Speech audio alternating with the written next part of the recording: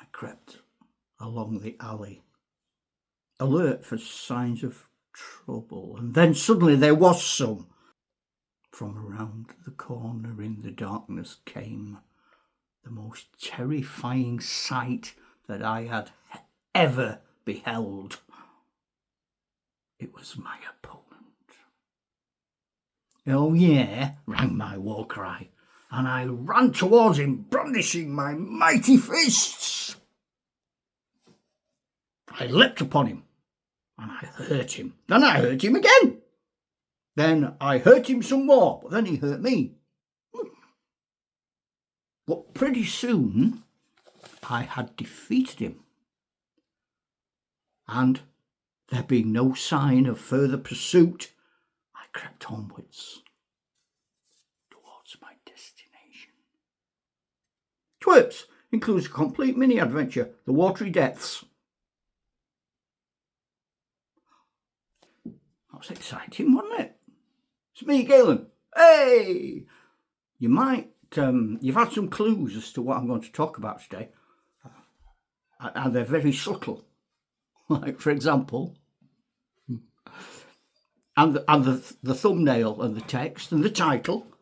Several people ask about how complex my games are, why I throw what I throw, and I'm about to do how I generate characters for Dungeons and Dragons, which isn't the same as you will if you're playing orthodox Dungeons and Dragons from whatever period. I've changed it, but if you know these games, GURPs, TWERPs, and I very recently got involved with the new version of these games, Grotten, you will understand. I mean, one of the criticisms of GURPs is that it made generating characters take hours. Now, that's right in my ballpark. You'll know that if you've watched me. For a lot of people, that is horrible. This is a reminder. Dried frog pills. This is a reminder. Dried frog pills. This video is sponsored by dopamine and Galen's got Parkinson's. My last video was about my journey from playing with toy soldiers, airfix, wargaming, miniature figurines, fantasy, Dungeons and Dragons. Now, and I ended it in 1982.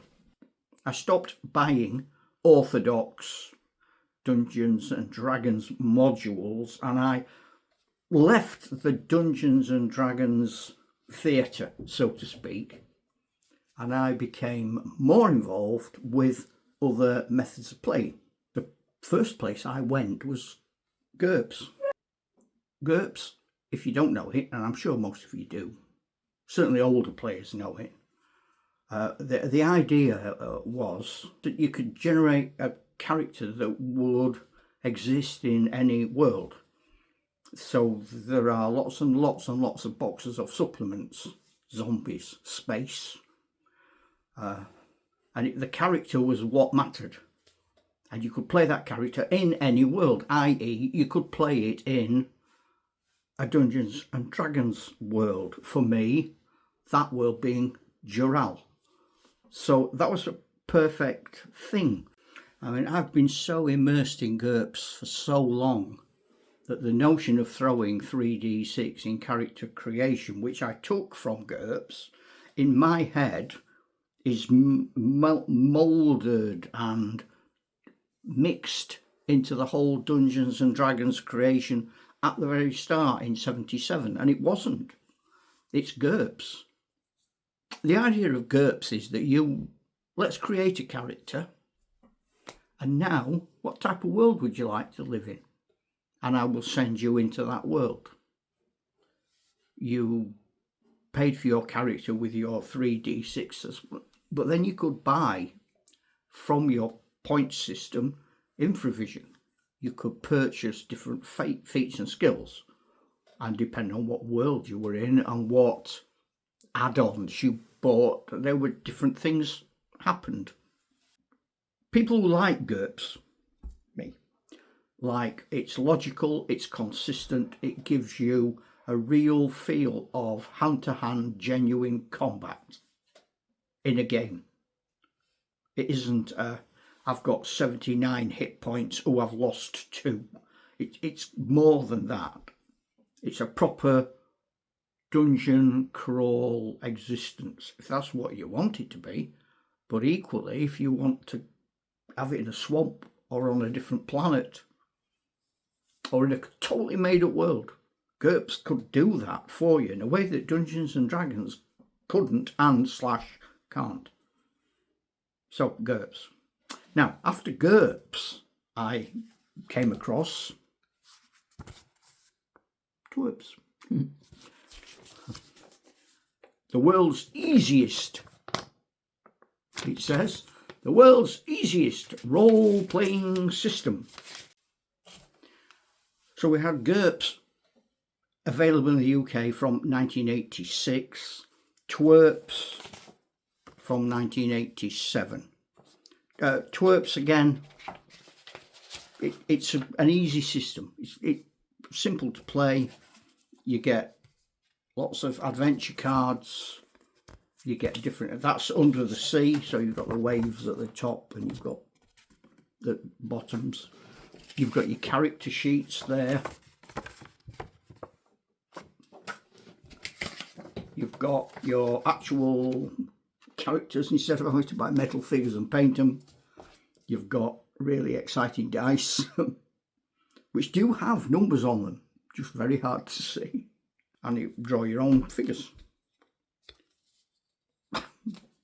Fantastic art. Just a bit of card. I'll have one of them, please. I tell you what, it was a lot easier to do that than it was to go to Games Workshop and buy a dwarf or a really excited paladin with a magical sword. Similar systems. I want to go there. Okay, now we'll find out what's happened. And when it says it's the easiest system to play, it ain't kidding. And that's pretty much, there's some simple weapons. And if you try to do something too difficult, it's like a roll hit, except the defender's not another character, but a difficulty level set by the GM, which is what I do. So if you say to me, I let my magic users cast any sort of magic, whatever, you do what you like. And you say to me, okay, I'm making that entire wall disappear. And I think, no, you're not. Because I've got some cunning way of getting through there, and you're going to have to solve it, pal. It's possible. But I make sure it ain't going to happen. And that's TWERPs. There's TWERPs in a nutshell. So those of you who look at my systems and go, well, that's weird. Well, yeah, it is. But you blame them. Blame TWERPs. Blame GURPS for my characterising and character development, which I'm going to do next and give you a PDF, but it won't be GURPS. It will be me messing with GURPS from 86, because unless I'm very much mistaken, 86, 96, 06, 16, 26, 40 years ago. So it's changed. When it comes to games masters penalising players by making things arbitrarily impossible, blame TWERPs. Don't come crying to me, come crying to them. Now, so I don't use those systems now, but I use principles that I learned from those systems and engaged with. Now, the next biggie for me was 92. I got this, and it is, and I apologise for the fact that it's been et, but Warhammer. And this is A Grim World of Perilous Adventure. So I bought this in 92. Look what I wrote on the day I bought it. There. I bought it with the intention, right from the start, of it being the handbook for Jural. because it's got everything in there you could possibly need. It's got religions, it's got animals, wild animals, bestiaries, time zones, different sorts of scrolls. You sit one night and you think, oh, I don't want to watch this nonsense that the missus is watching. I'll sit with a big pile of blank paper and I'll make some artifacts for my artifacts box. I haven't made any scrolls for a while. I've got the scrolls, he shouts. We've got some ointment for that, shouts the cleric, quick as a flash. Have a look in there. It's got pages of scrolls. It's got pages of magic spells. You can write them out. You can stain them with tea. I did that the other day. I made some scrolls and I sealed them with sealing wax. And I dipped them in tea and coffee and I made them all odd colours and I dried them out on the radiator. And then I thought, I'll put them in the garden for a bit of weathering. It's been baking hot in the UK. Man, it's been hot. It chucked it down overnight. So no, I got up in the morning, everything was wet through. I've got all these, I picked them up, they're all sticking to the table on the patio. So they're all pegged on the washing line. My wife came in, she said, I can't peg me bits up, all my unmentionables. There's no room. What's that? So, bunting. No, it's not bunting for the summer fete. It is, in fact, damp scrolls. Last year, a fellow Dungeons and Dragons player told me about this. Grotten. A minimalist dungeon crawler using physical tiles to generate and explore a dungeon where you roll random tables to fill the rooms with monsters, traps, loot, NPCs, and a final epic boss. So I bought it. And I got a PDF as well to go with it. So you get your characters. It's a bit like you do in TWERPs. You get your doors. And when you open the door, you flip it over. And on the other side of the door that you've opened, so that's the door. When you open it, you're in there. And these all come off. These are all individual marked tiles. They're all little tiles. And you get other doors that lead you to corridors. And then in here you go into a room, a bit like a sorcerer's cave. So, you know, everything goes round. And you think, well, what's in here? I'll have a peep. So you go into a room and it's description. So you throw a dice. Imagine we give us a number. Oh yeah, that's a good number. Oh, thanks, Neil. The throne of maggots. Oh, throne of maggots. A carcass of something big that died long ago has transformed into a throne. Huh? Sitting on the throne, maggots enter your body from every crevice. Oh, I don't like it when stuff enters me through every crevice. That's always bad. Help me! I've had maggots enter me. Somebody else give us an idea. Well, no, don't all shout at once. Let's have an idea from the US. We've had an idea from the UK. US. What? 35. Potion of strength. And it's worth 40 silver. It's all here. Now, I can use this in ordinary dungeons. If something happens or I get fed up, I could turn to this. Because there's things on here that I've not. Well, appearances, an NPC. Rick the Betrayer. We have a subscriber called Rick. Are they talking to you, pal? Dr. Crapulus, the human biologist. Can have a lot of fun with this. The Masticator.